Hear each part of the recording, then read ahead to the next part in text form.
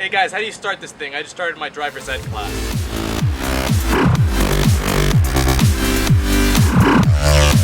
Hey everybody, I'm Alex. I'm John. I'm Ethan. And I'm Jonathan. And we're here to bring you a review of the 2015 action movie Furious 7. So guys, what were your expectations? John? Well, going into Furious 7, I haven't actually seen any of the previous 6. I know that's a sin, but Yes. Don't ever say that in front of these two. yeah. Judging from what everyone said, I expected a very kind of over-the-top, ridiculous action movie that was just a lot of fun, and I was very curious as to what it would be because I saw it had a really high Rotten Tomato score and stuff, which I didn't expect for this type of movie. What about you guys? Well, I expected a couple of things. I expected it to be loud. I expected it to be flashy. I expected a lot of stunts and action, and I think that's what I just got. What about you, Jonathan? So my expectations were relatively high. Fast 5 was fantastic. I've always been a Fast and Furious fan. So Fast 5 completely revamped the franchise, and Fast and Furious 6 was really good. So I had really high hopes going into Furious 7, and looking at the Rotten Tomato score, and if no one noticed, it is the highest rated out of all the Fast and Furious movies. Yeah. I thought, wow, this could be Fast 5 too. Yeah. This could be what I really want. Yeah. Yeah. Alex, what do you think? I was kind of thinking the same thing, and Fast 5, Fast 6, all of the Fast and Furious movies before this, they were all really good for me, and I expected this one to kind of follow up and maybe get a little better, Right. even though 6 kind of had a little bit of things I didn't like. Right. So, guys, this is an action movie. That's what everyone's coming to see. How is the action in this movie? All right, Alex, go. Sorry, I guess. Well, I guess most of the action is kind of not as well done as the originals because the CGI is not as good, and in some scenes it was just a little too drawn out and maybe a little cheesy. Right. For me personally, I, like John, have almost seen none of the Fast and Furious movies. I saw the first one. By that I mean I wasn't really paying attention, and I thought it was a fine movie. I didn't have any gripes with it. But, I mean, I know the Fast and Furious movies are famous for their action scenes, and in this movie, I thought they were fine. Like Alex said, the CGI in a couple of them looked a little, weird at a couple times. I noticed it, really, in some of the last scenes, but that was it for me. And I thought a lot of the action was really fun and had a lot of energy to it. What about you, Jonathan? I thought it was really good. I thought that the highlight scene is what they showed you in the trailer, so I kind of wish that they didn't show that. Absolutely. Yeah, You're right. huge problem with but movies. that one extraction scene was fantastic. The stunts were really good. The hand-to-hand combat was fantastic, which I want to bring up.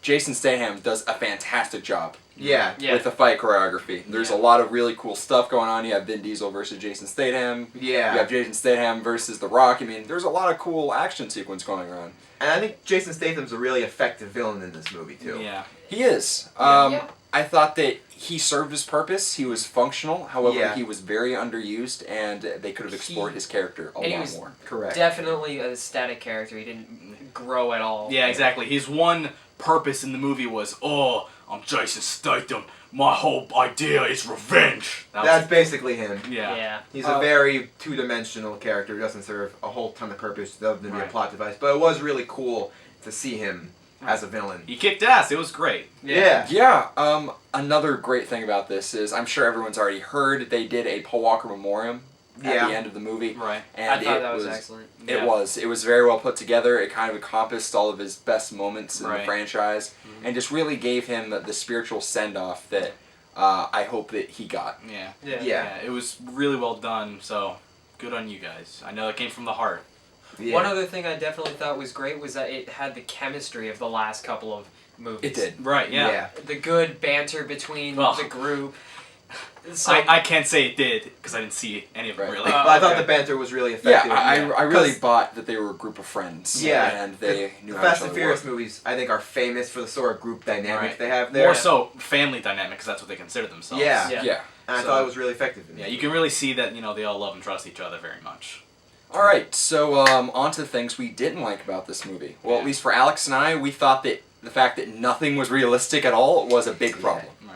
I thought that was kind of a big hit to the movie just because the originals kind of seemed to box themselves in a little bit of realism as opposed to just throwing it all out the window like this movie did. Yeah, I get what you mean. Yeah, this is basically Twisted Metal. I heard someone else reference that, and it's basically this crazy, over-the-top arcade racing style. Yeah. Just Carmageddon the movie.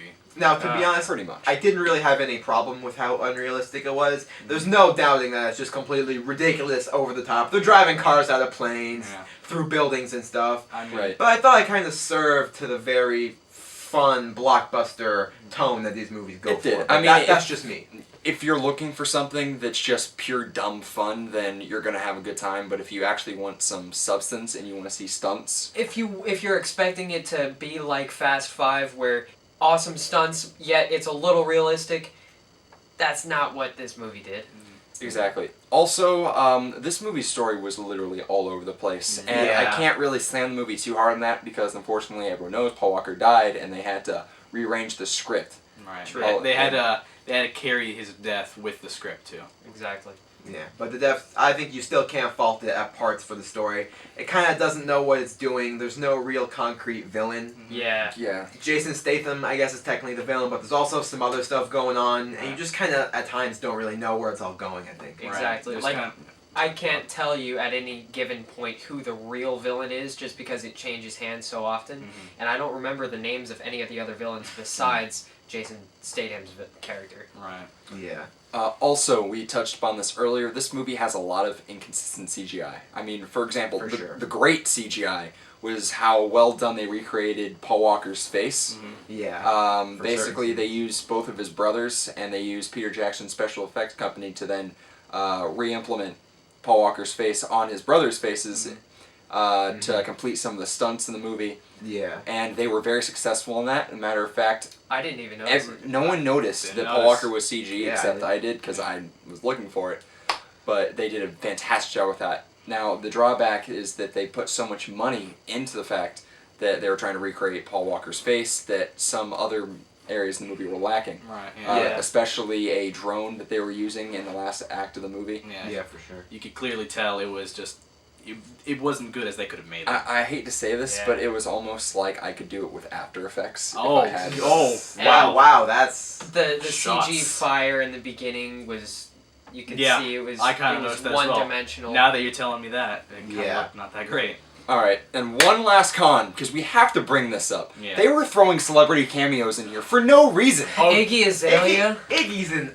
Why She Why comes like out Iggy for like in it? 3 seconds. For like a second. T-Pain was in there? Yeah, I mean Why- T-Pain played more of a role than she did. Well, yeah. T-Pain was a DJ. Yeah.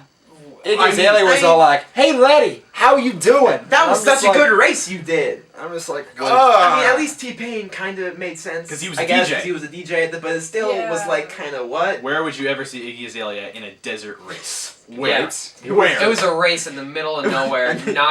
It had nothing to do with any of the story, and yet Iggy just happened. It was to be there. actually laughably ridiculous. It was. So, John, what is your score for Furious 7?